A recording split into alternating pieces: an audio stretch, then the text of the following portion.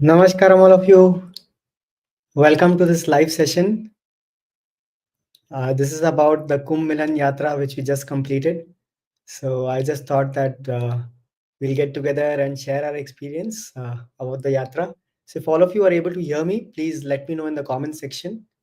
I'll just wait for a few minutes so that everyone can join before we get started.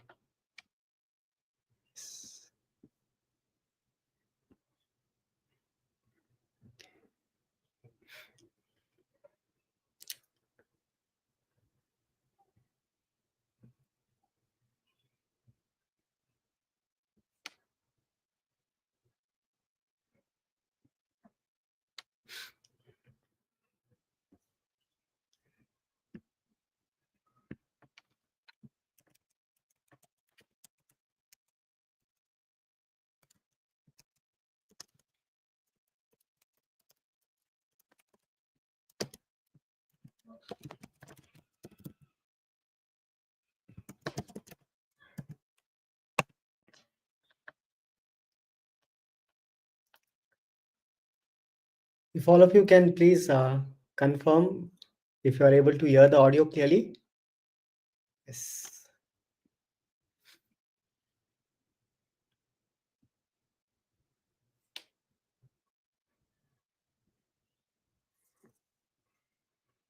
I'll just wait for a few minutes so that everybody can join. Yes, I'm going to be sharing about our experience of the Kumbh Milan Yatra. Yes. Okay, I'll just wait for a few minutes for all of you to join. Yeah.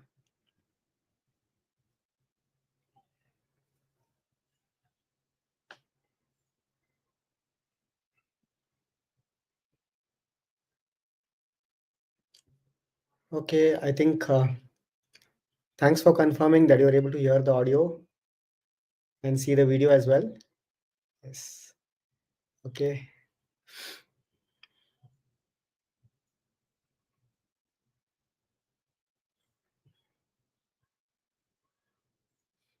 Okay, I'm just checking on the other channels as well. Just a minute.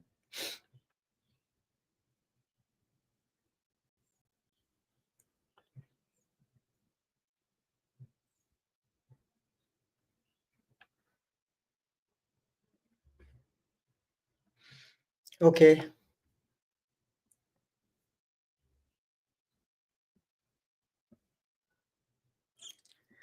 Okay, a warm welcome to all of you. Thank you so much for joining this live session. I hope all of you are doing well. And it's been a long while since I came for a live session. So I just thought it would be a good opportunity to connect with you since many of you are planning to go to the Kumbh this year. And I see that there are so many WhatsApp groups and people are asking so many questions about going to the Kumbh.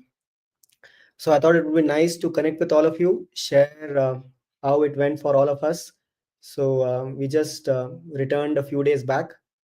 So we were a group of 25 people from different parts of the world.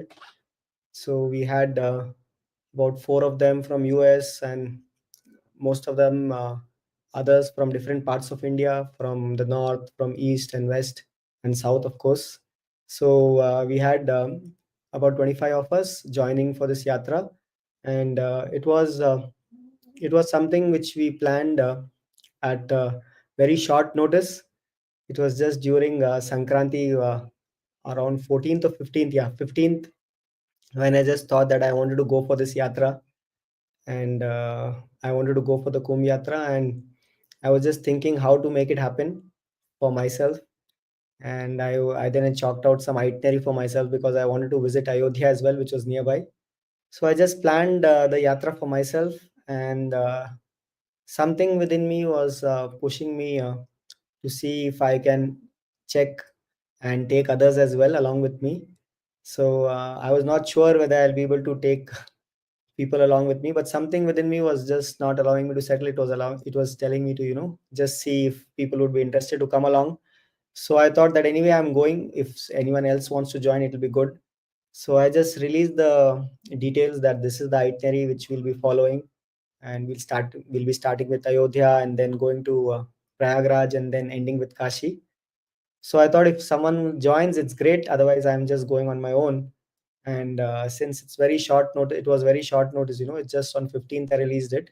So I thought since we are leaving on 24th, it's hardly 8-9 days. So it's very unlikely many people may join.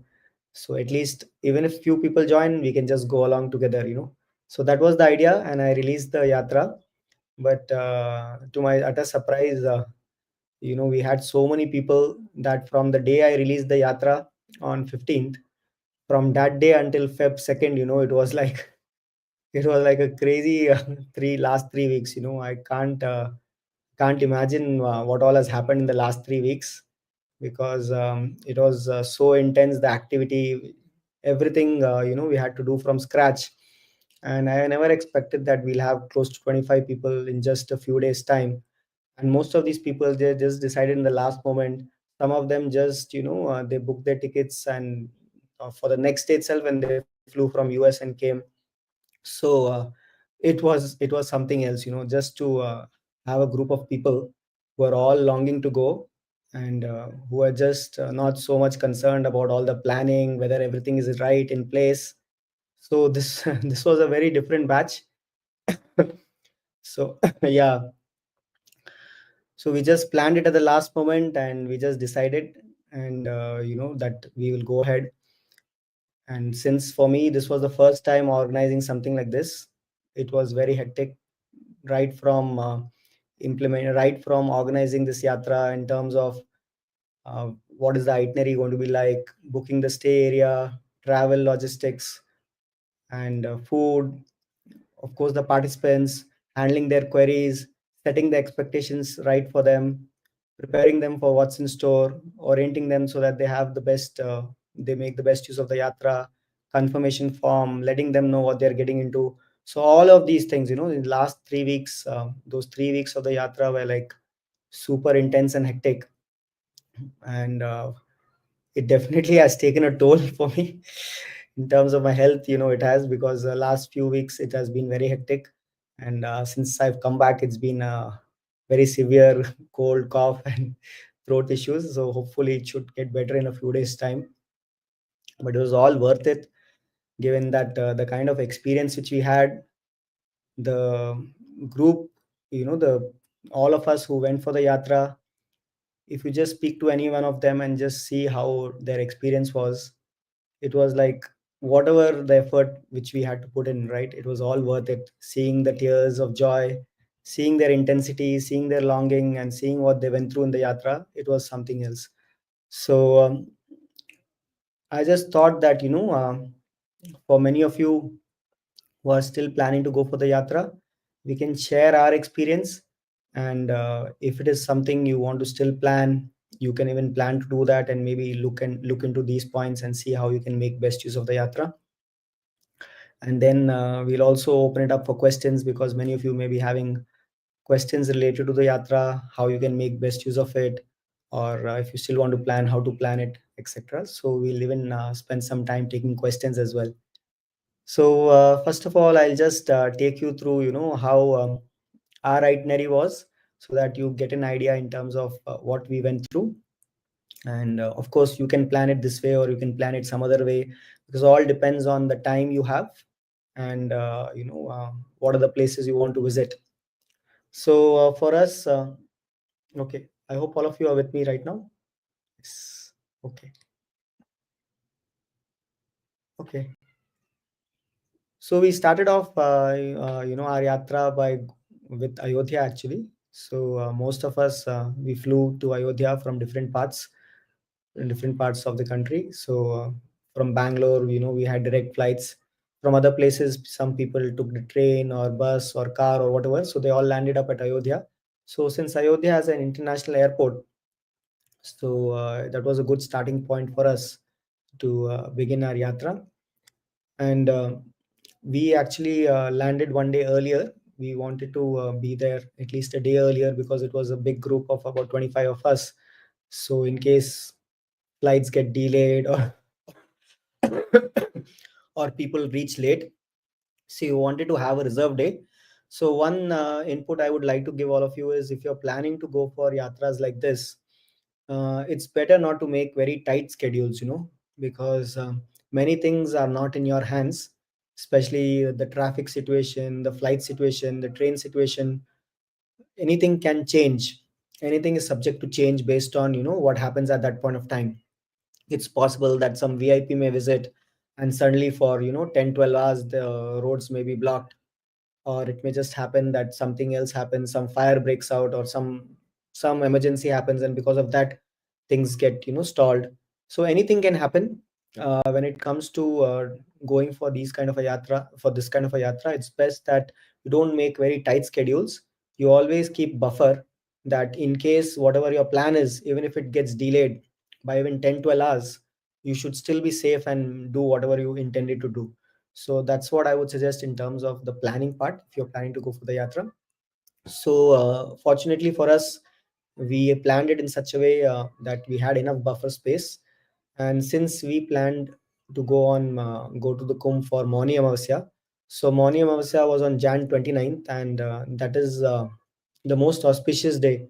So among all the days, the 48 days for which the Kumbh is, the most crowded day, which attracts the maximum number of people to Kumbh, is Mauni Amavasya.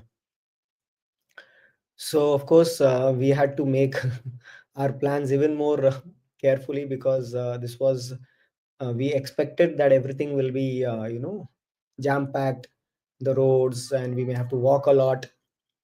So for us, the most important part was orienting our group and to let them know what is it that they are stepping into.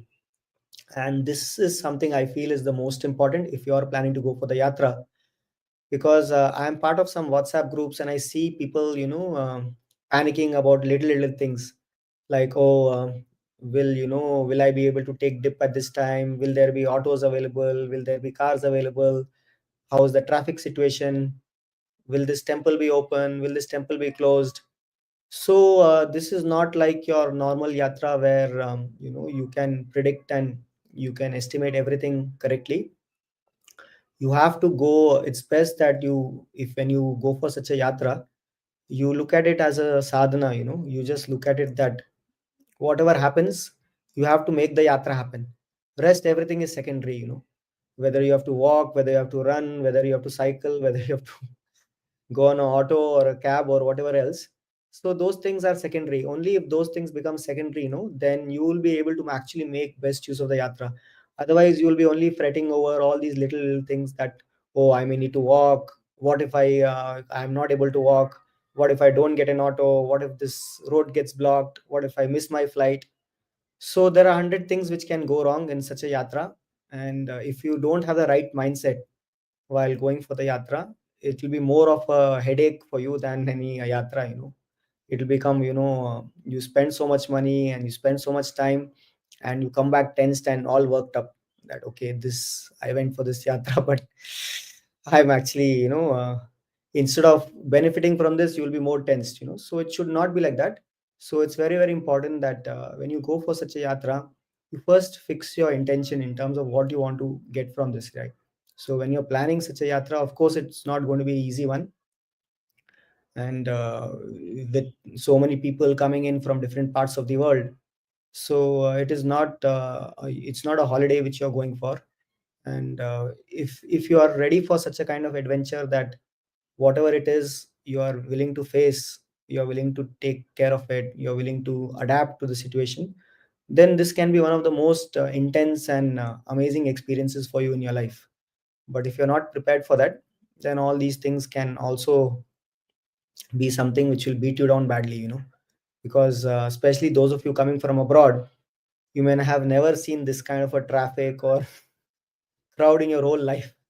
Forget about you from abroad, even those of us from India, I don't think any of us have ever come across crowds like this or traffic situations like this, irrespective of whichever part of the country you're from. None of us have seen these kind of crowds or traffic situations ever in our life. So if no, you may be in for a big shock if you haven't seen all these things before. So it's very important that you go with the right mindset, orientation, and don't concern yourself with every little thing. don't try to over plan. Don't try to over plan, because this is something where you just have to. It's like, you should try to plan things, but at the same time you should see how you should loosen the grip a little bit. Don't try to tighten and make everything rock solid, so that there is there is no scope of any change. So it should be something where you are comfortable, you are planning things well, but at the same time you have a scope where if things change, you know how to maneuver. So that's how we planned our yatra. And we since it was Mauni Amavasya, traffic restrictions were in place even 3-4 days before. So we actually planned to reach there 3 days before. In spite of that, we had to face so many restrictions. So we first 24th we reached Ayodhya. We spent the night over there, just relaxing, waiting for everyone to land and come back, come and reach the hotel. And next day on 25th, we planned a whole day tour for Ayodhya. So there are many places to visit in Ayodhya, but most people, they visit the Hanuman temple, the Hanuman Gadi temple, and the Ram temple. These are the two most renowned places over there. So we tried to finish that in the morning itself. So those of you who are spending very little time in Ayodhya, it's better that you try to start very early morning. So we started our day at around 3 o'clock in the morning. Excuse me. So we started our day at around 3 o'clock in the morning, and we wanted to see the Aarti, the early morning Aarti in the Hanuman temple. So generally people say that it's good to visit the Hanuman temple first before going to the Ram temple. Of course, if your itinerary doesn't allow, then you don't have a choice. But since for us, we started early morning, so we went to the Hanuman temple. At 3 o'clock itself, we saw already 100, 200 people lined up. So we were wondering, okay, what will happen as the day progresses. And I think by the time we finished getting darshan, it was almost around 6 o'clock. It took us around 3 hours, just because the gates, they had not opened for a long time, and then they opened it up, and then we visited. So you can expect most of the temples to be super crowded, because if you're going at this point of time, then whether you go to Ayodhya, whether you go to Kashi, whether you go to Prayagraj, all the places, the most popular places which you want to visit will be super crowded. So that is something which you need to estimate. It's not something where you can get space and time to sit and meditate for long periods of time in the temple. Most of those temples, if you go to right now, they won't even let you put your they won't even let you sit over there. If you try sitting also, someone will chase you and say, yes, yes, please make space. So this is not the time. If you want to go and sit and meditate, you may not get space in any of the places. So but of course you can take darshan. So if you're going to any of these temples, you need to estimate that you need to stand and wait for a couple of hours. Or if you want to avoid queues, it's best to go very early in the morning, where you can save considerable time. So we went very early in the morning, then we finished the Hanuman temple, and then we went to the Ayodhya Ram temple. So again in the Ram temple, since we just entered the temple as soon as it opened around the opening time. So we were able to get little lesser crowds.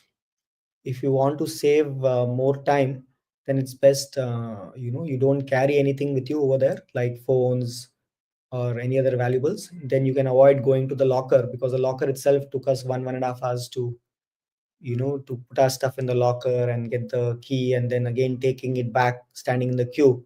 So if you don't have any valuables, if you just keep some cash with you in your pocket, and if you don't have any valuables, then you can save a good 1.5 hours actually in the Ram temple by not standing in the queues for the depositing the valuables. So that is something which you can plan if you want to. So we finished visiting the temple in the morning, and by around 9 o'clock, I think we were done, with both the Hanuman temple and the Ram temple, and we started very early, around 3 o'clock. But if you don't want to catch the Aarti in the morning, and if you want to start by around 5 o'clock, still the crowds were quite substantial, but it's still okay. You can get through if you start very early in the morning. And then after that, we had the rest of the day if people wanted to go to other places in Ayodhya. So there are many other places of significance. Or if you feel that you want to take rest, so some of our group members, we were taking rest. And then in the evening, we headed out for the Aarti. So on the river banks of Sarayu, there is Ganga Aarti which happens. So we attended that Aarti. And there are some temples near the Sarayu river. There is Kaleram Mandir, there is some Nageshwar temple.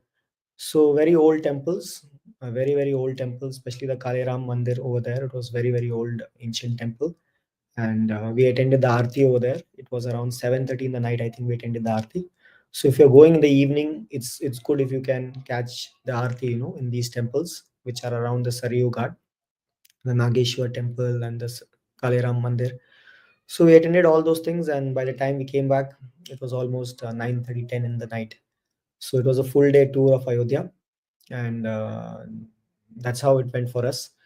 So it was something. I think it was on a weekend. It was on Saturday, so we had more crowds. But now I don't think weekend and weekdays matter. Almost every day is like this. So I think one day was good enough if you want to cover the most important places or the most renowned places in Ayodhya. But of course, if you want to spend more time, there are so many other places, maybe where Ram meditated or where Sita was there staying. So a couple of places are there like this in Ayodhya, and you have to see what draws you, and maybe you can plan accordingly. So from there we actually proceeded towards Prayagraj. So on the next day, I think 26th, we planned to move towards Prayagraj in the morning.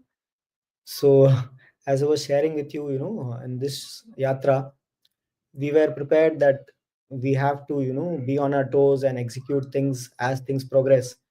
So it so happened that on 25th night, I came to know that the bus which we had booked a tempo traveler actually to take us from Ayodhya to Prayagraj. And we realized that that tempo traveler, they didn't inform us. They just said that it'll come by 6 o'clock to pick us up. But we realized that vehicle was coming from Prayagraj to pick us up, and it got stuck in Prayagraj itself because of the traffic over there. It was stuck for 5 6 hours over there, and it was not even able to come. So then we had to kind of again make last moment changes. We canceled that vehicle, and then I was trying to find out some other new vehicle which starts from Ayodhya. So that night, I think couple of hours went in just trying to arrange a new vehicle. So imagine a group of 25 people and but anyway, since we were prepared that these are things we may expect, it may happen for us. So it was not something like which we panicked, because we knew that anything can happen in such a situation. So fortunately, there were good Samaritans. Someone in the place where we stayed referred, and though our plan got pushed, we were supposed to leave at 6 in the morning. But at the time we figured out another vehicle and reached that vehicle. That was another circus, because the vehicle was not allowed to come inside where we were staying in Ayodhya. So we had to actually travel around 8 10 kilometers to meet the vehicle. So that is something which you can expect, because in most places there are restrictions inside the city. So whichever cab or vehicle you book, it's possible that it may stop good 8 to 10 kilometers away from where you're staying, and then you need to figure out a way to reach that place. So by the time we took autos and other things and we reached that place, and we were able to find that vehicle and start, it was almost around 11 o'clock, I think. So we got delayed by about 5 hours. We we got delayed by almost 5 hours, before we could start our journey towards Prayagraj. But since we had that plan, we had that buffer, we knew that we still have time, because we had planned good 5 nights in Kumbh. It was not like one night or 2 nights. We had planned 5 nights, and some of it was decided because of the restrictions for morning Amavasya, that don't allow entry of vehicles and exit of vehicles for 2 days before and after the event. So yeah, so basically, so that day we were supposed to reach on 26th by afternoon in Prayagraj, but we ended up reaching at around 2:30 or 3 a.m. in the night. So almost 12 hours delay, was that's how it happened for us. And even that, our vehicle, when it reached Prayagraj, it was almost 8:39.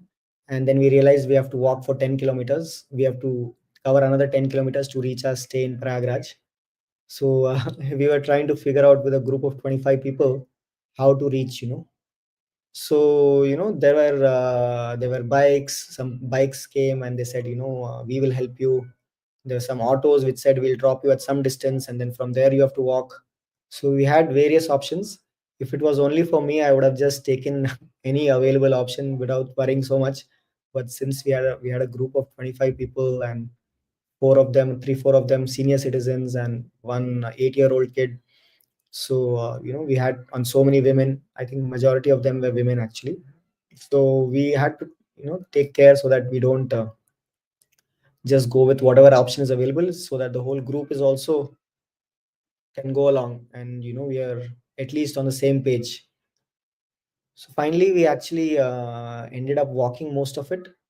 We just asked one bike driver to drop his bike or just come along with his bike and take us along. So that was a very helpful thing for us actually. So this is something which I can suggest, especially when you are navigating Prayagraj, right? It is good if you have a local person over there who can help you navigate through different places. Otherwise, especially on crowded days, you may be lost just trying to move from one place to another place.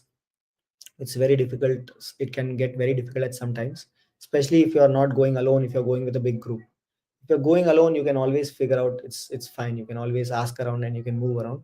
But if you're going with a group and if you take the wrong direction, it's like it causes a lot of confusion. So that person, he came along with us, and he we finally almost, I think 60 to 70% of it, the distance we covered by walking.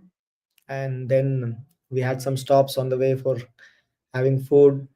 So we were just having fun and going along, chanting slowly, stopping on the way, going along.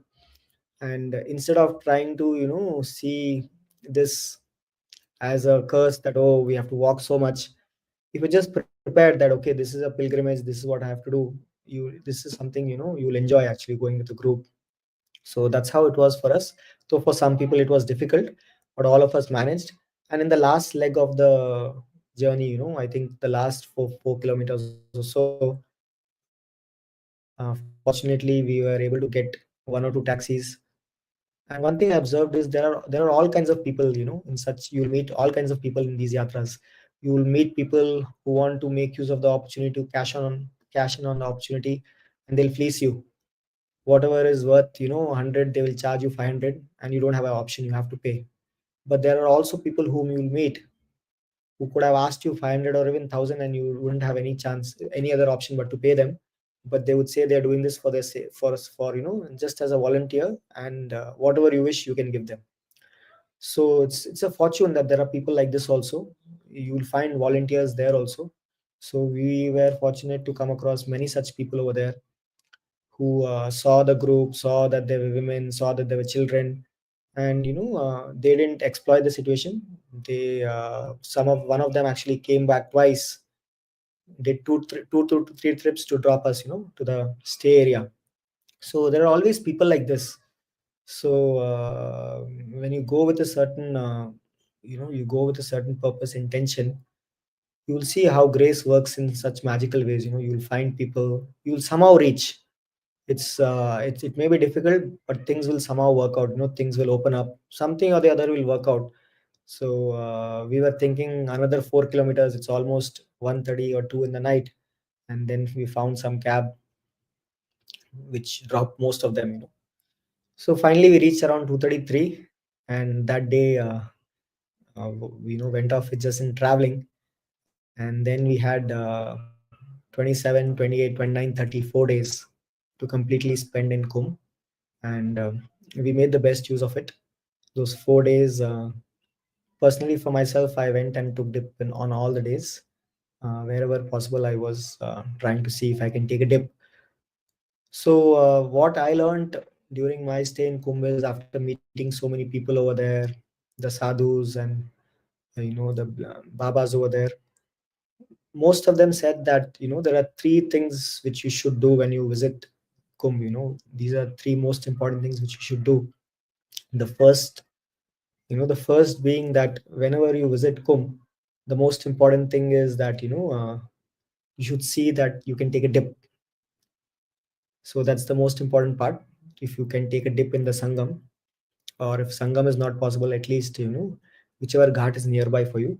So taking a dip is the most important thing, because that's the primary purpose why you have come there for. You must have all heard the story what happens on certain days, and the legend behind that, right? How the water turns into amrit or nectar, and why people queue up, in millions of people queue up just to take dip on those certain days. So dip is the most important. And second things I mentioned is to take blessings, to meet different sadhus, babas, etc. All these saints, seers, who have set up their camps over there. So to meet as many of them as possible and to take their blessings. So especially when we are on the spiritual path, every little thing can help. Every little opportunity, every little blessing could be something which can help us move one step ahead. So it's a Kumbh is a wonderful opportunity to meet people who are full-time spiritual sadhakas, people who are immersed in sadhana. They could be of different akhadas. So as you know, there are different akhadas or sects of people. They may be different names which you might have heard of. I think all of you would have heard about different names. So you will see that each one of them has a different kind of ritual or a custom or sadhana or practice which they are following. Some of them don't wear any clothing, some of them wear saffron clothing, some of them wear white clothing, some of them wear turbans. So you'll find some of them carry swords, or whatever else. So many of them, they have their different colors, customs, rituals, but the common thing for all of them is that they are all seeking salvation, moksha, or liberation is their ultimate goal. And that's their full-time sadhana. So if you meet as many people as possible like them and take their blessings, so they're all sitting in different tents, so you can go and meet them, seek their blessings. So that's the second most important thing.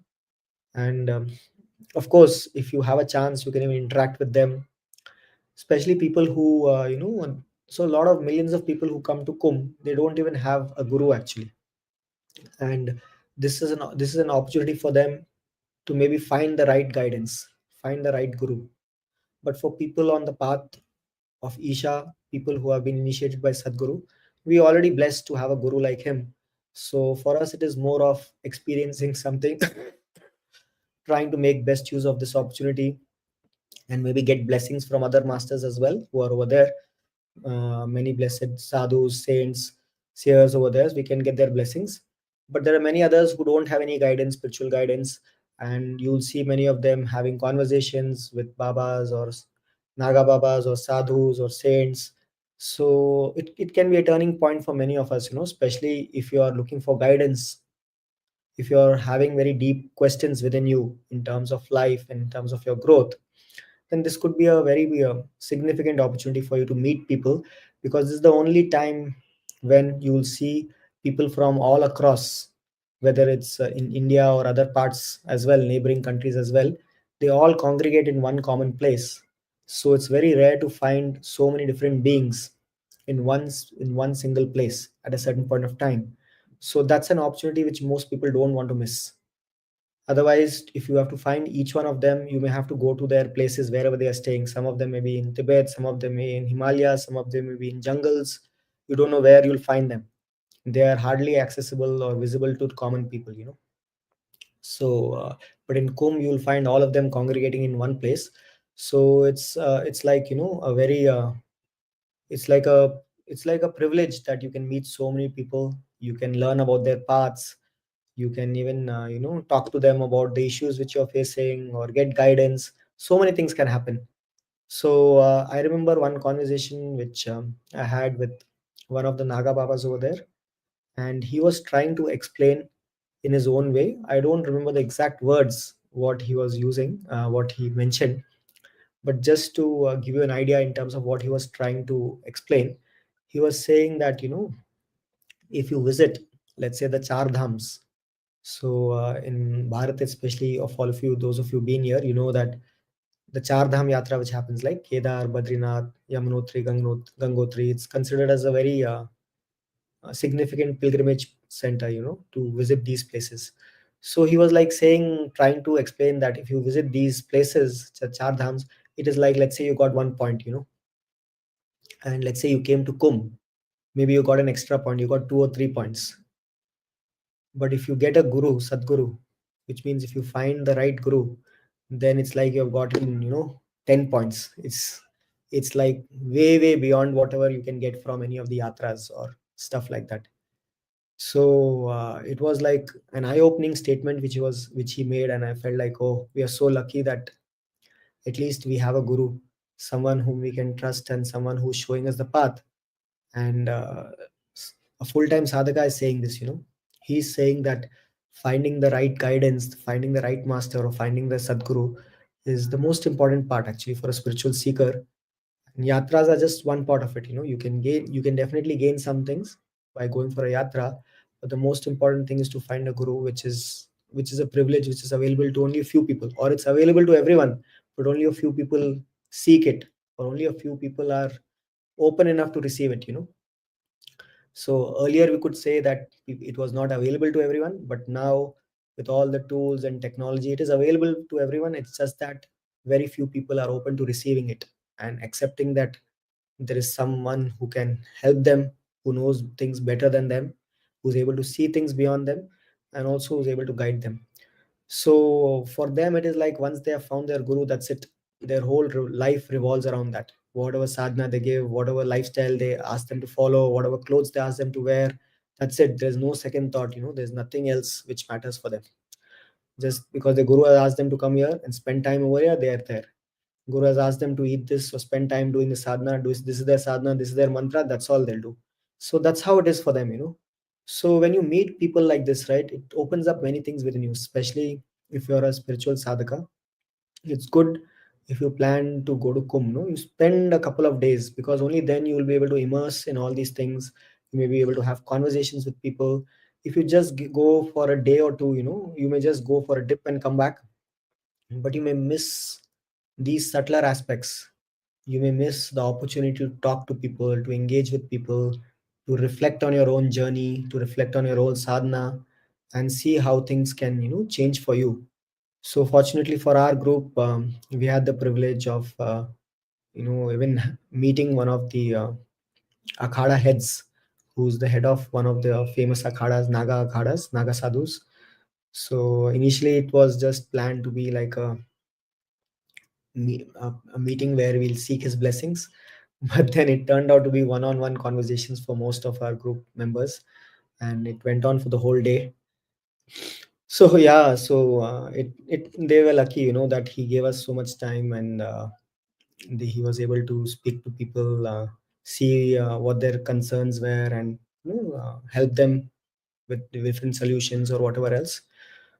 I don't know how much you will be able to do that right now, because I heard that most of the people over there, like the sadhus, akhadas, they are going to move out after Basant Panchami. So I'm not sure how true that is, but it's possible that many of them may have moved towards Kashi, or they'll be slowly moving towards Kashi, because I think as part of the tradition, they actually stay in Kumbh until Vasant Panchami or a little later, and they start moving towards Kashi around Mahashivratri, and then they visit the Kashi Vishwanath temple on Mahashivratri. So that's how the tradition is, I heard. But I don't know how many of them are still there and how many of them will be remaining till the end of the Kumbh and then go to Kashi, or have they started moving. I'm not very sure about that. But of course, you can always find someone or the other if you want to spend time. So we were able to spend 4 days over there, and one of the days we spent in just meeting different. We spent time with the sadhus over there, having conversations with them. On another day, we spent that time going around various temples, like the Late Hanuman temple, the Badi Hanuman temple, which is very famous over there. Akshay which Lord Rama blessed as that till the earth exists, the tree will exist. So that is a very famous tree over there. So it was just very close to the Hanuman temple. So we visited that. But of course, if you go to any of these places, there's a huge rush. which you can expect. Some places, we try to see if we can find some local contacts which they can help us, maybe get a quicker darshan. So wherever possible, we try to do that. So our group was very fortunate that in many of the places we could actually get through that. We could actually visit many of the temples. So yeah, one day we spent in visiting various temples and other spaces over there, like the Saraswati Koop temple, the Hanuman temple, the Akshayvat, taking a dip in the Sangam again, and visiting various akhadas. You'll find aghoris, you'll find different sects of the akhadas. So all of them we try to visit how much ever we could possible. So that's something which we try to do. And I was telling you about three things which you can do in Kumbh. The first one, taking a dip. Second one, visiting as many sadhus or babas, etc., possible and taking their blessings. And the third one is to donate. So whenever you visit these akhadas or meet these beings, these babas or sadhus, it's good if you can donate to them. So this is also considered as one of the most important things to do in Kumbh. So this is what one of the Naga Babas told me actually, that it's when you come to Kumbh, just take care of these three things, taking a dip, taking blessings, and donating to them. So whatever is your capacity to donate to help them, because they are like full-time spiritual sadhakas, they you can donate, and then they give you prasad. Some of them may give you a rudraksh as a blessing. Some of them may tie a thread for you as a blessing. Someone may give you some other thing. So whatever it is, or they may give you a fruit or vibhuti. They may smear you with vibhuti. So you'll find all kinds of people. So yeah, you can actually do that also. These are three most important things which you can do when you visit the Kumbh. So we spent 4 days over there, and for us, the most intense day happened happened to be on Jan 29th, the morning of Amavasya day. So we thought that we were well prepared, and we had reached early enough. We thought we had reached early enough, and we thought we'll start early enough to bypass the crowd and maybe take a dip early and come back. But whatever time we started, I think we started around 1:30 or 2 in the night. And unfortunately, we got caught up in a very bad situation, because we realized as we started walking towards the Sangam that, just few hours before, some major stampede situation had happened, and many people got killed. And because of that, they had closed many of the ghats.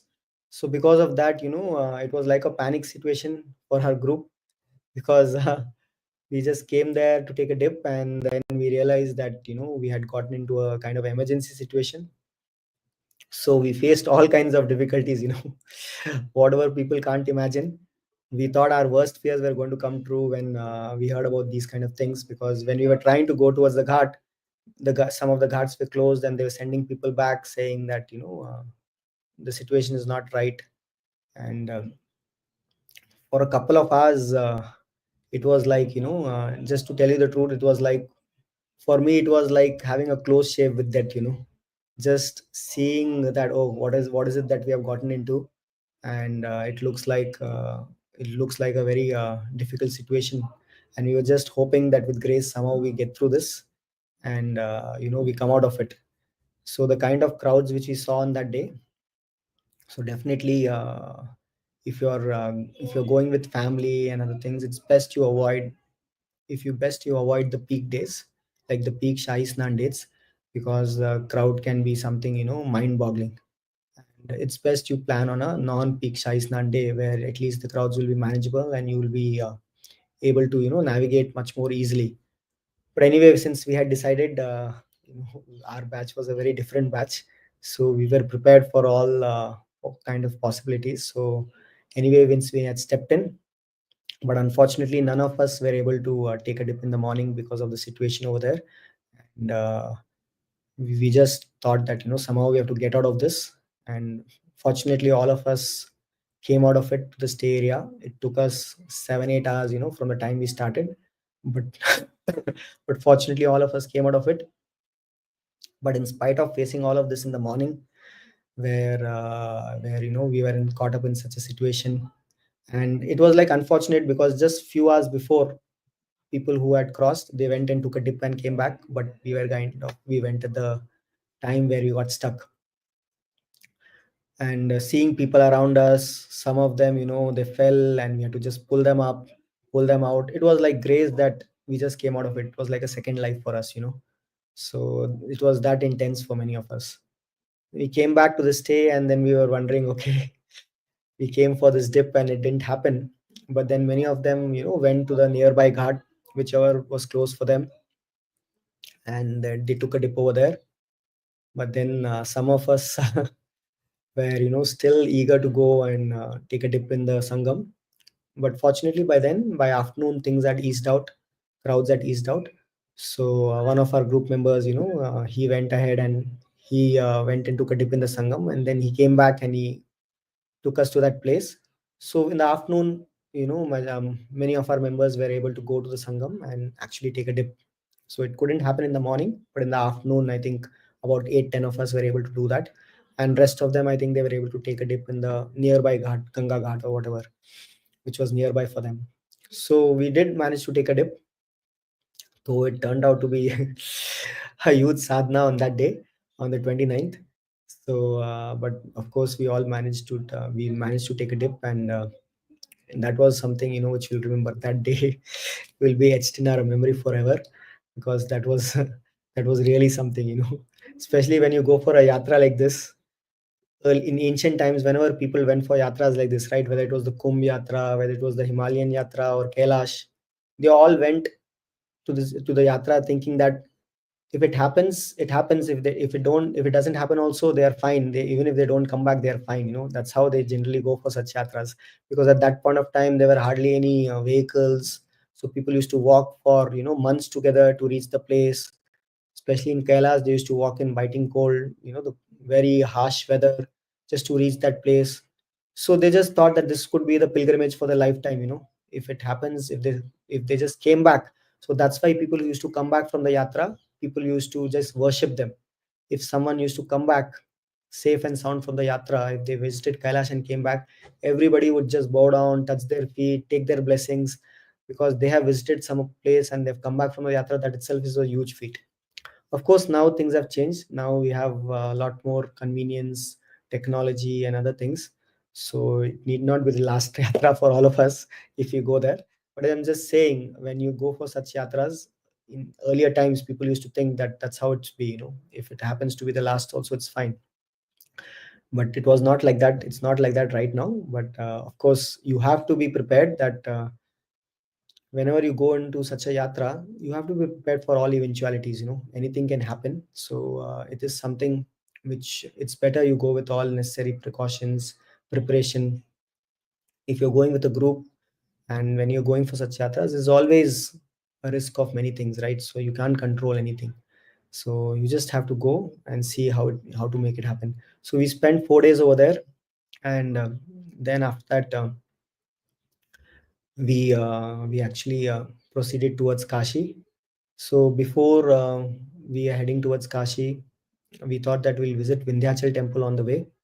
So there was the famous Devi temple actually, which is also part of the Isha Kashi Krama Yatra. So we actually went to Kashi on 31st morning. We left Prayagraj, and again we had to go and meet the bus around 10 kilometers away from our stay area. It was not allowed to come to our stay area, and we had to figure out some alternative transportation method like autos, etc., to reach there. And then we took the vehicle and we reached Vindhyavasini temple. We spent a few hours there taking darshan in the temple, and then we moved towards Kashi. So if you wish to go to the temple, then it comes on the way. It's a slight detour. It's about, I think, 40-50 kilometers detour, but that's another route if you want to go from Prayagraj to Kashi, or coming from Kashi to Prayagraj. If you wish, you can also visit that. Along with that Mahavindhyachal temple, there are some other two temples also which are nearby, but we didn't have enough time to cover them, because there's quite a bit of rush over there during this time in Kumbh. So we had to skip those temples. There's some Ashtabhuja temple and Kaliko temple. So they're also nearby.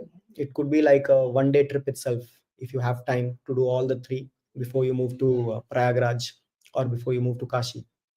So then we landed in Kashi in the night. Again, where the vehicle stopped, it was 10 kilometers away from our stay. But fortunately, we got autos which took us to our stay.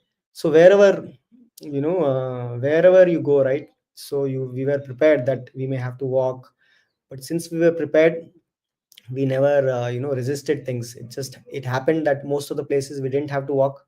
We got autos or we got bikes or whatever it is. At least you go prepared so that you don't have to be concerned. Whatever comes your way, you're just facing it. So we got some autos, we reached the Kashi stay, and then that night we visited Kashi Vishwanath temple. We took darshan. Again, Kashi Vishwanath temple is extremely crowded nowadays. Queues are over 1 kilometers long. So we had to figure out some way, some contact, who can help us get, darshan quickly. But yeah, of course, there are other ways. Some people have figured out that if they go at a certain time or if they go in a certain gate, the crowds are less. So all these things are there. Once you go locally, you will be able to figure out these things. So we were able to take darshan, and next day, we took a boat ride around the different ghats, and then we headed back to our respective destinations. So on Feb 1st, we ended the yatra and then we came back. So it was a good 9 days actually, from starting from Jan 24th and ending on Feb 1st. So a couple of them, they stayed back in Kashi. They spent a few more days. Some of them spent a night more, because Kashi is something, you can, of course, you can spend more time to explore.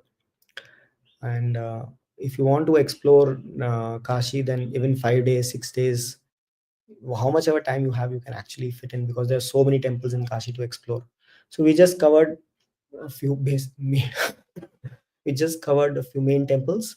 We didn't have so much time, but at least we visited most of the prominent spots in Kashi, in Prayagraj and Ayodhya.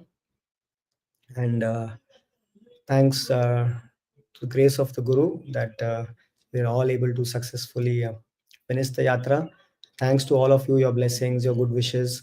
Many of you all, you posted on social media, and individually they sent us messages. I know that for many of you wanted to come, but you were not able to make it because it was too last minute. And even I knew that, even I didn't expect that people would be able to join in the last moment. It just happened that there was a strong pull to go on that day, and I had to just plan it at very short notice. But still, there is time. There is good time left. There are almost 22 days, 22 days, 20 days, about 20 days left.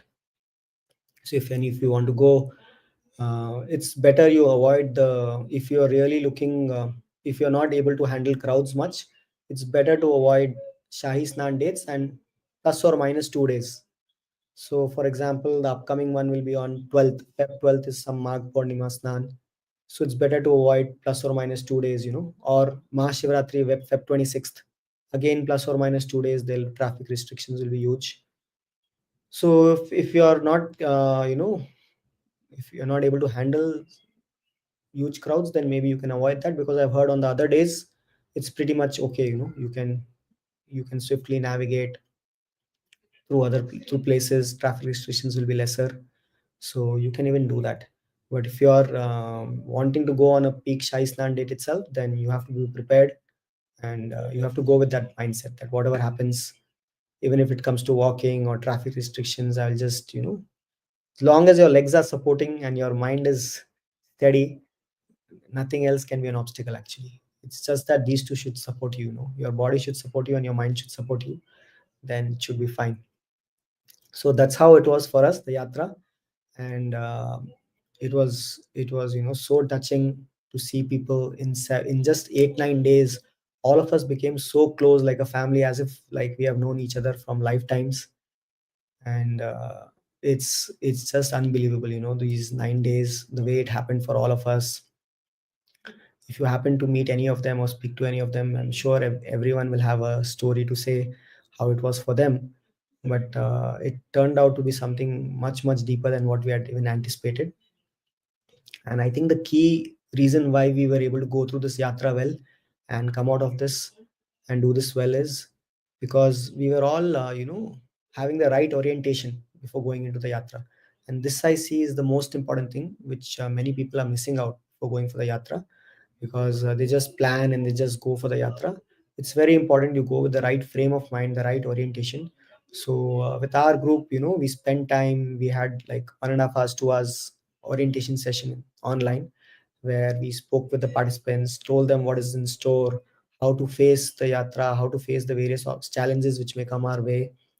See, the most important thing which I learned is, since I have gone for many yatras with Isha, the most important thing which I learned, especially which happened when we did the Kailash Yatra with Sadhguru, he mentioned to us that when you come for a yatra like this, right, you should see that you keep your resistances down. Only if you keep your resistances down, you will be able to go through everything smoothly. Otherwise, everything can be like a source of resistance for you.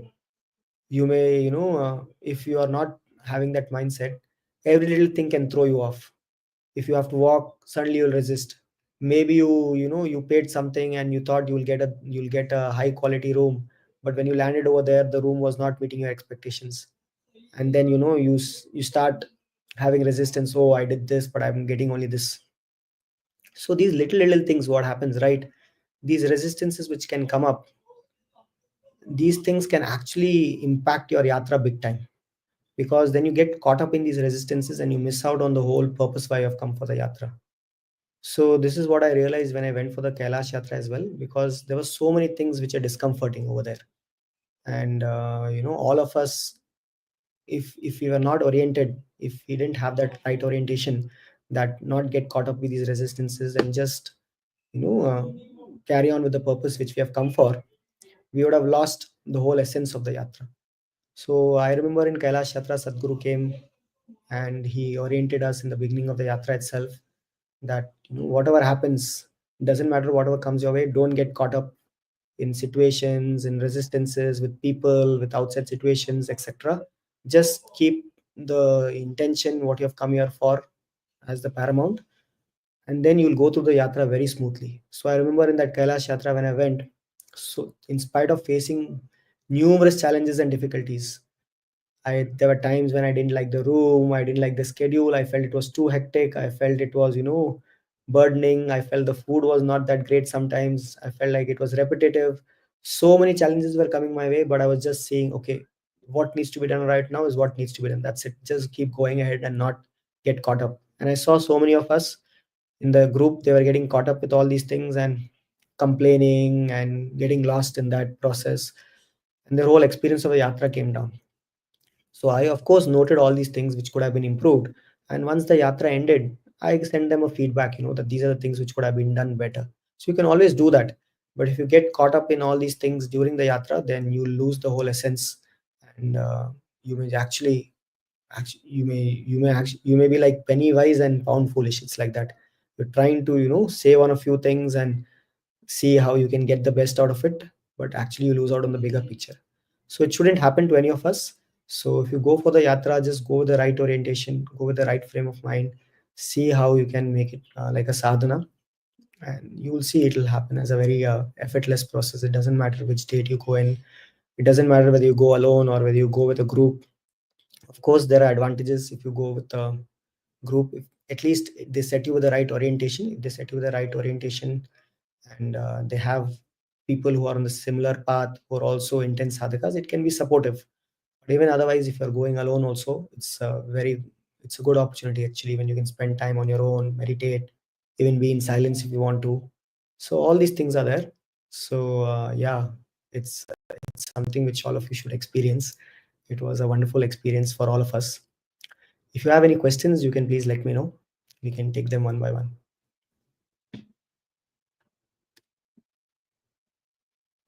Okay, you can type your questions over here, and if there are any questions, I can take them.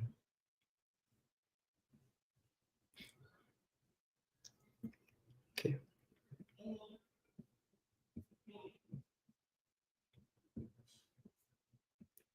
No, thank you, Akka. So how many of you have already made it? You went for the yatra and came back?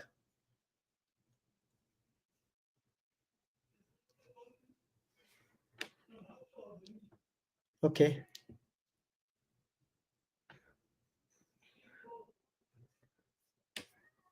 Okay. Okay. This is a question. How's my health now?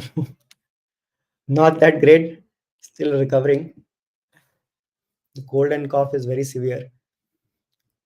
Throat also is bad. It's I don't know how much time it'll take to get back to normal.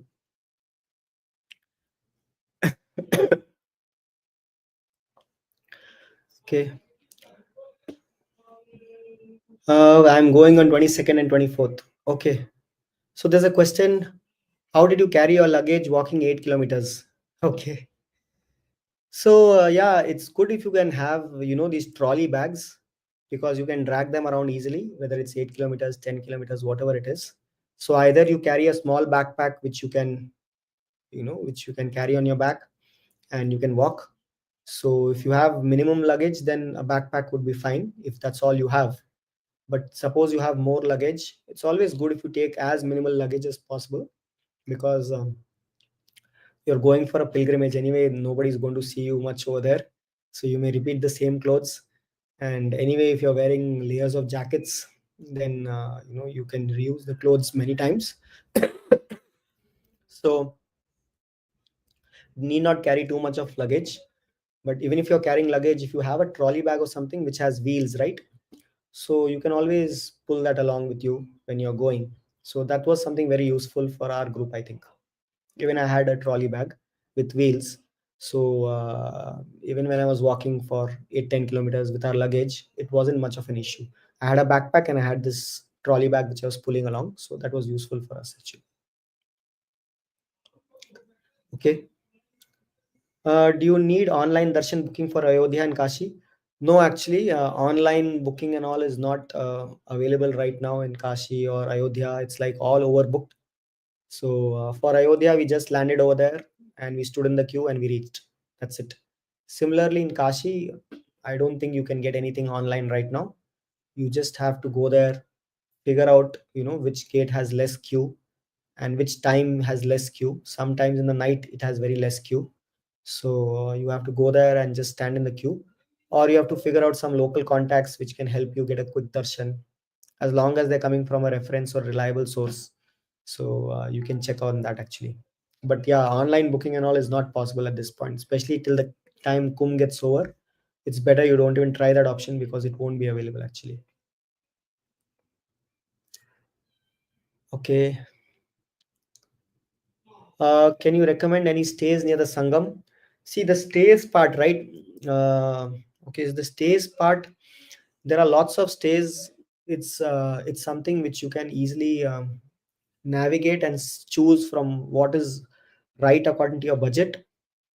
See, there are stays from free. You can stay for free, or you can even pay up to 50,000 or 1 lakh a night also. There are stays like that as well. So there are all kinds of stays which are available over there. So first of all, you have to set a budget. What do you want to spend, and how much comfort are you willing to let go of? So based on that, you should decide the place. There are some people who just go and sleep in the akhadas. There are tents. People offer free tents. They just give you space in the tent. You just have to put a bed sheet and sleep over there.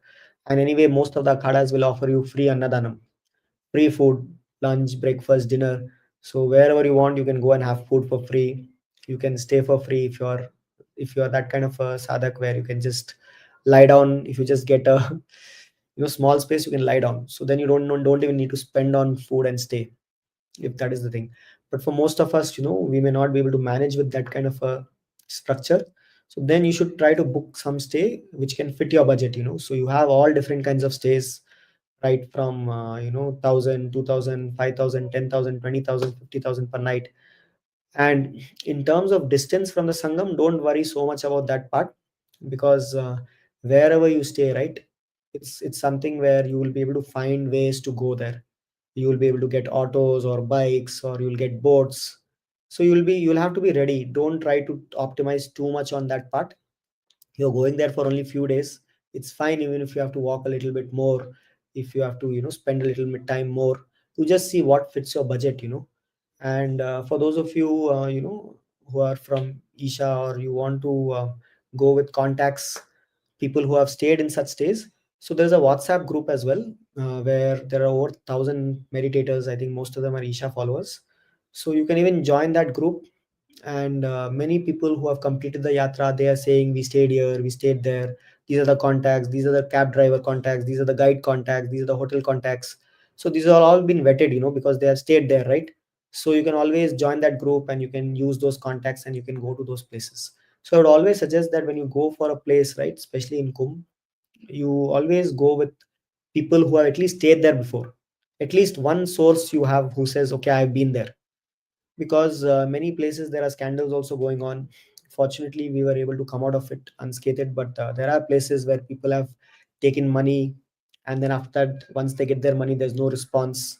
You keep on calling them, nobody's picking, and then you lose your money. Or maybe you have paid the money. Once you go there, you don't even find that place exists, or it's something else, or they ask you more money if you want to confirm the booking. So all kinds of things are also going on. So it's best that when you go to any place, when you make any booking, at least have someone who has gone there before, because by now it's been almost how many days? Around 26 days, right? 26, 27 days since the Mela started. So I think majority of people would have already visited.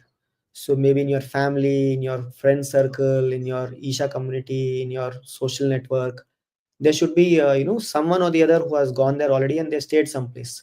So you can get the links from there, and you can check with them, where have you stayed, do you have any contacts. At least if they have stayed, you know that it is genuine, somewhere there is a space, there's a bed to sleep. So yeah, and of course be prepared that it is going to be very high. It's not nominal actually. Most of the places, if you would have gone on outside the Kumbh, you have got it on in one-fifth of the price actually. Not even one-fifth of the price it would have taken actually. But because of the Kumbh, all of them uh, are actually making this a huge opportunity as well for their earnings as well. So you'll see that it's something which is very expensive in most of the places. five 5 to 6,000 per night for one person is like what I've seen in most of the places. 4 to 6,000 per night is happening. Of course, you'll find all different kinds of stays. You just have to research them. So yeah, you can see what works for you. So someone is saying we are going there and stays in Mohanji village. Yeah, Mohanji village. I've heard some of my friends have stayed there and they said that they were happy with the experience. And it's good. It's kind of isolated from the Mela actually. So you have the best of both worlds. Whenever you want to go to the Mela, you can go there, and then whenever you want to come back in a secluded place, you can come back and away from all the dust and noise and etc. So there's a lot of course, one more thing which you need to be prepared for: so much of dust, smoke. Oh, that's also something which can be quite difficult for many of us to handle actually, because so many people walking, right? So much of dust all over the place, and smoke as well. And of course in the day it's quite hot as well. Now the temperature is quite warm in the day.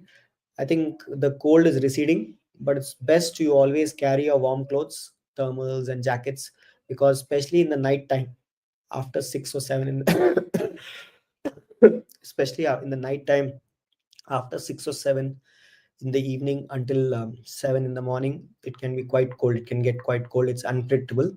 So it's better you carry your warm clothing. It will be something, it's better you have more than less. If you don't use it, it's fine, but at least good you have it at least.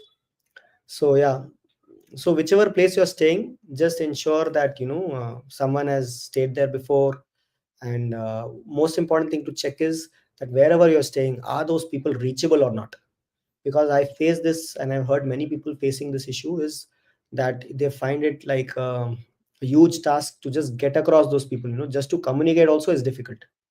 So those of you who who went with us or who came with our group, you all were insulated from all these challenges actually, because since you came with a group, you kind of bypass all these difficulties.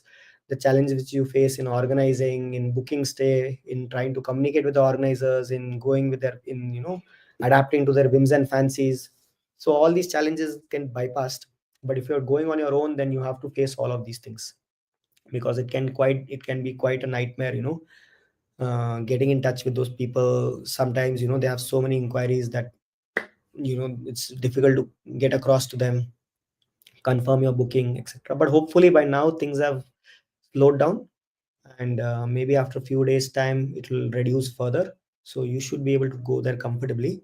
But of course, choose someone where you can at least in the initial communication itself, you should gauge whether you are able to respond, whether they are able to respond to you quickly, whether you are able to call them, whether you are able to get across to them easily back and forth.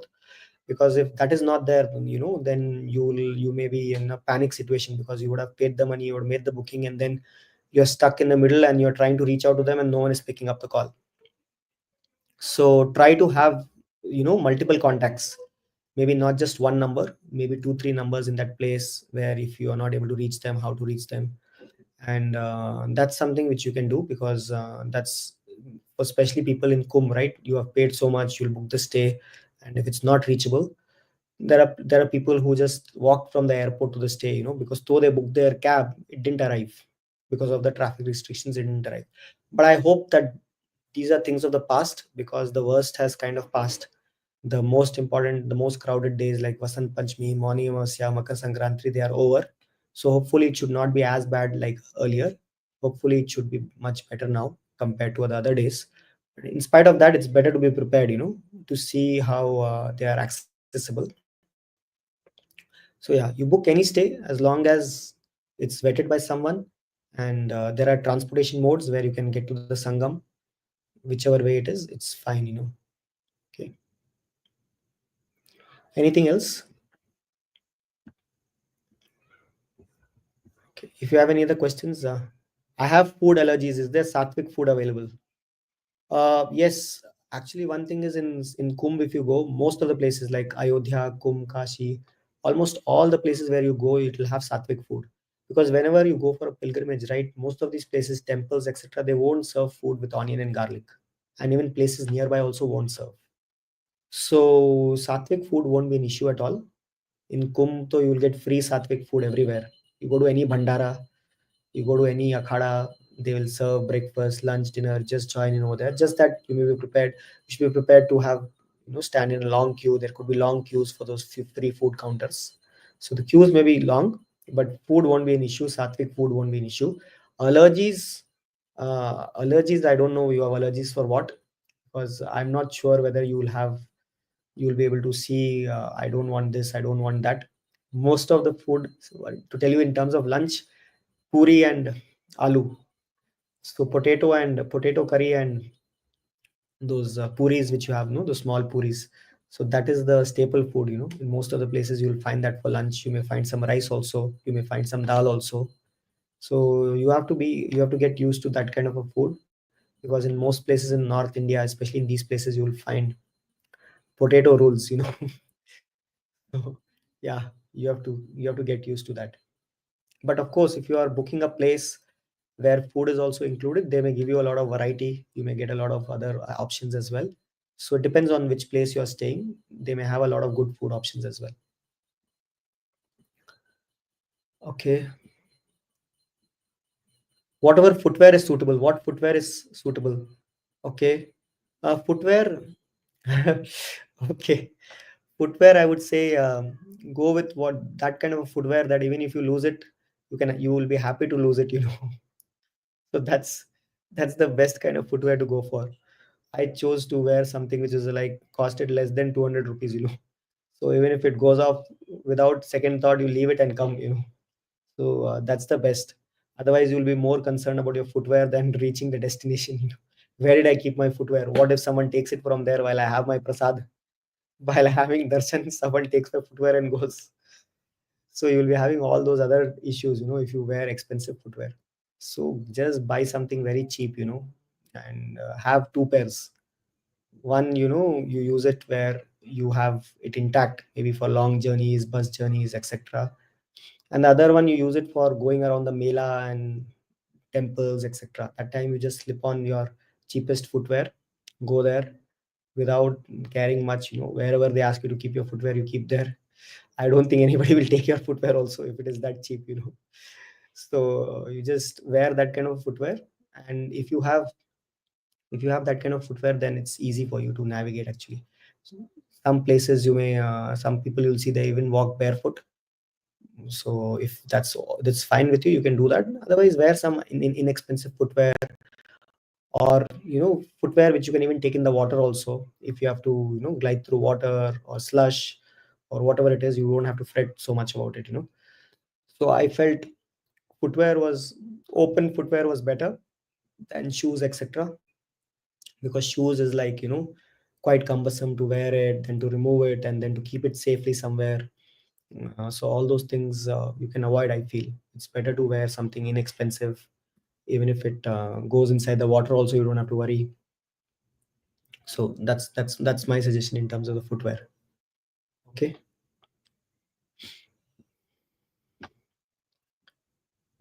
Okay. Any other questions? Oh, so there's a question, where did we stay?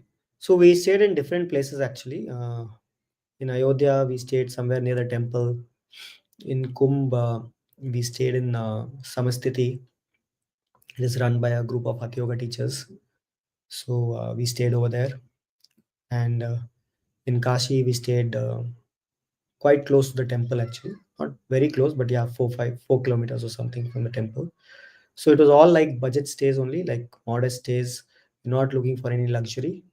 And we just thought that we just have to sleep and get ready in the morning and leave. That's the only time we spend in the stay. So we didn't go for any luxury stays. So something which is as long as it has running water and it's clean, and food is good. I thought we just chose those kind of stays. But of course, as I said, it's up to you, your budget, what you want to spend on. You can choose that kind of a stay. So don't worry so much about the stay part, because your idea should be to stay as far away from the stay. You should spend as less time in the stay as possible. Stay should be only in the night. Just come in the night, sleep off over there, and get out from there in the morning. Rest of the time you should spend going around. So you should spend minimal time in the stay. So don't worry so much about the stay part. Just see whatever fits your budget, and you can choose according to that. Don't try to spend more time in the stay. It's not a tour. It's a yatra. So there you have come there for, you're going there for another purpose. So just use that just as a resting place to take a quick break and get moving next day. So that's about the stay part. Okay. Anything else? Okay, I'm just seeing if there's any other question.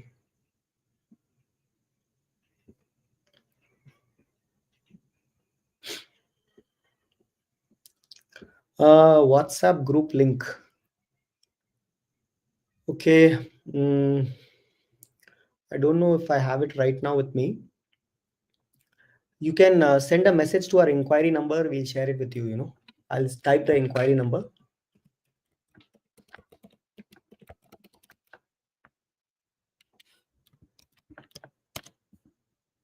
So some of you are asking for the WhatsApp group link. The WhatsApp group link is what I was referring to, where there are lots of Isha meditators, and you can actually ask questions over there. You can figure out what they have, where they have stayed, which cab service they have used, which guide they have used, which travel mode they have used. So it could be a good option for you to plan. Okay, I have sent the inquiry number on the chat box. Okay, so it's also there on our website. If you go to yogiray.com, or if you go to our Instagram page or Facebook page, you'll find our inquiry number. Just drop us a WhatsApp message there and ask for the group joining link for the Kumbh Yatra, people who want to go for the Kumbh Yatra. So we can share that link with you. So you can join that and you can ask your questions. You may also be able to find people, whom you can club along and go together with, because there are a lot of people who may be planning to go on the same day. So you can also figure out if you want to travel together, join with them, and move on. So that's also something which you can do. Okay, so that's about the inquiry number. Okay, there's a question.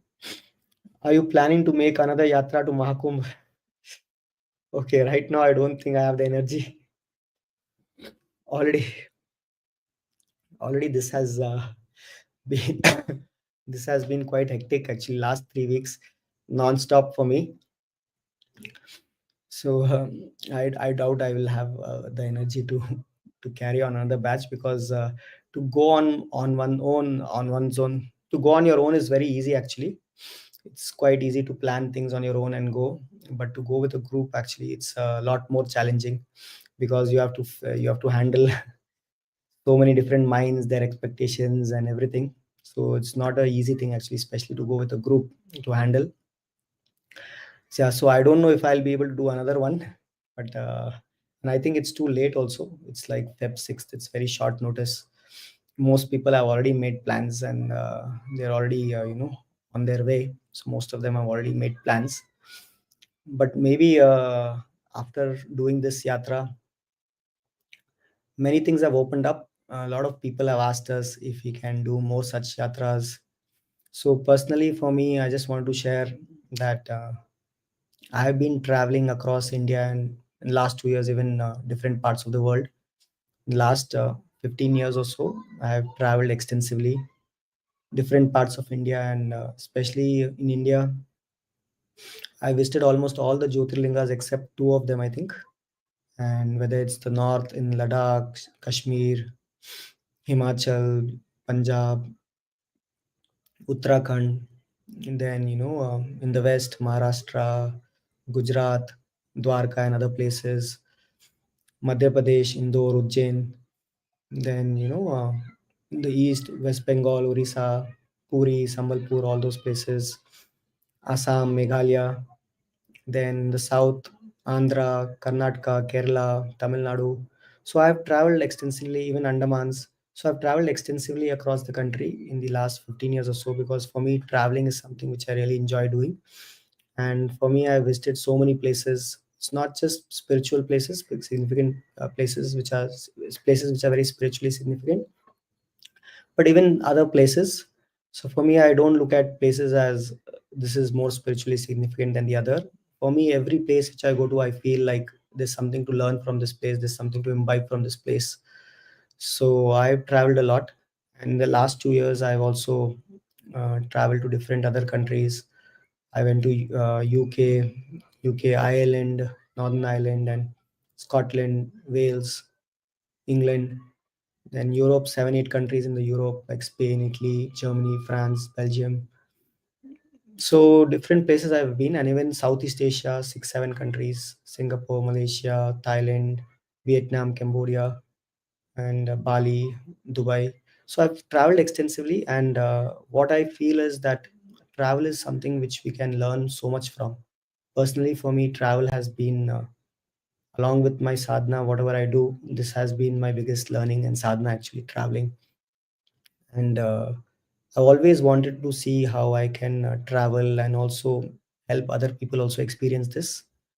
So far I've just been traveling on my own or with family, but a lot of people, have requested that if they can also join along, or if we can organize things for them. So this was the beginning of maybe a step like this, that we organize a yatra like this, where we took a group of people and did this yatra. So hopefully, if people are interested, this could be the beginning of many more stuff, many more yatras or trips like this. It need not be even spiritual places; it could be even otherwise. So if you all are interested, we can definitely try and do many more things like this. It is something I always love doing, traveling. And if you want to join along and experience traveling, there's so much to learn from traveling. It helps you come out of your comfort zone, especially if you are okay traveling, not with not much preparation, planning, unplanned kind of journeys. Where you just go with the flow, or if you're traveling alone, you're doing solo trips. So whichever way it is, traveling is something you can learn so much from, and there's so much in the world to explore, to see, to learn from people. For me personally, just visiting different countries and meeting people, talking to them, has been one of the most humbling experiences, because there's so much to learn. We kind of feel that actually that we have so many things which we assume about people, that maybe Americans are like this, or Europeans are like this, or Asians are like this. But when you go and meet people physically, right, then you realize that everyone is actually longing. They're having the old same issues as you are. It's just that the language and culture may be different, but they're all kind of united in the same way.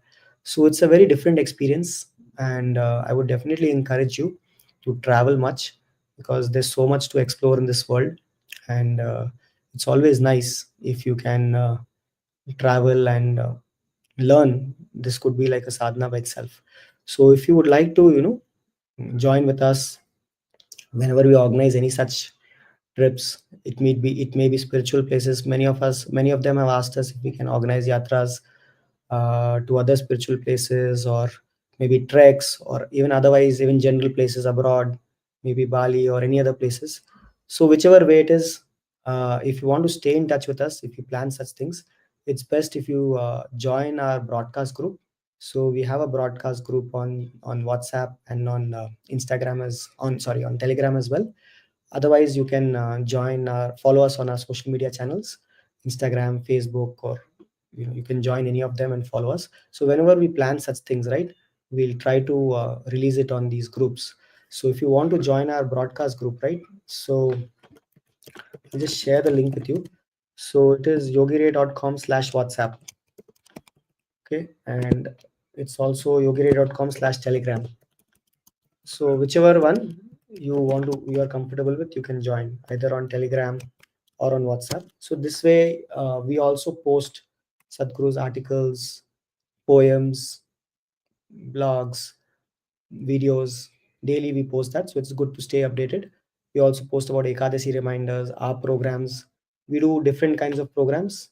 We do online programs. We do programs on food. We do programs on cooking. We do children's programs. We do offline programs where we have camps for children, residential camps for children, residential camps for adults. We do yatras like this. We do hatha yoga programs where you can learn hatha yoga practices. So I'm based in Bangalore, but I do travel across and also teach. So if any of you want to stay in touch with our offerings and also be updated with whatever we release, then I would suggest all of you join our broadcast group either on WhatsApp or Telegram, or follow us on Instagram or Facebook. You can stay updated with us with whatever is happening around us, and whenever we plan such a thing, you will be first to know if you are part of these groups. Okay, any other question? Otherwise I'll close. Okay, let me see if there's anything else which came up. Okay, how can one manage shunya during travel? Yeah, of course, shunya shouldn't be an issue at all. Wherever you're traveling, if you're sitting in the bus, or if you're sitting in the auto, if you're sitting in the train, you can always find time for shunya. Shunya is the most easiest practice to keep up during travel, actually. Hatha yoga is the most difficult practice to keep up during travel, because you don't know where you will get a bed also, proper space also. But kriya like Shambhavi or Shakti Chalana Kriya or Shunya, you can always find space for it, actually. So it shouldn't be an issue, actually, to do any of these practices. Okay. Any other questions? Okay. So if there are no other questions, we'll try to close. So, so thank you so much for joining this session. So it was really nice to share with all of you. I hope this was useful for you, and you were able to get some inputs, or maybe you were able to decide what you want to do in terms of going for the yatra and when you want to plan. So I wish all of you have a very blessed yatra, those of you who are planning to go. So please see how you can take care, go with the right orientation, and I hope all of you, it turns out to be a very transforming experience for all of you. So thank you so much for joining this session, and please do stay in touch with us, so that whenever we plan such offerings, you will be one of the first to know, and stay updated with us. And do share with others as well if you feel they can benefit from this orientation, from this video. This video, once I end this, it will be there on our YouTube channel, it will be there on our Instagram archives, the stories section for 24 hours, or it will be there on our Facebook, Yogi Ray Facebook channel as well. So it will be available. Those of you missed it, or if you want your family or friends to watch this recording, if you felt it was useful, then please go to our channel and share the link with them so that they can also benefit. So thank you so much for joining, and wish all of you have a very blessed yatra. Take care, all of you. Namaskaram. I'll end this session now. Namaskar.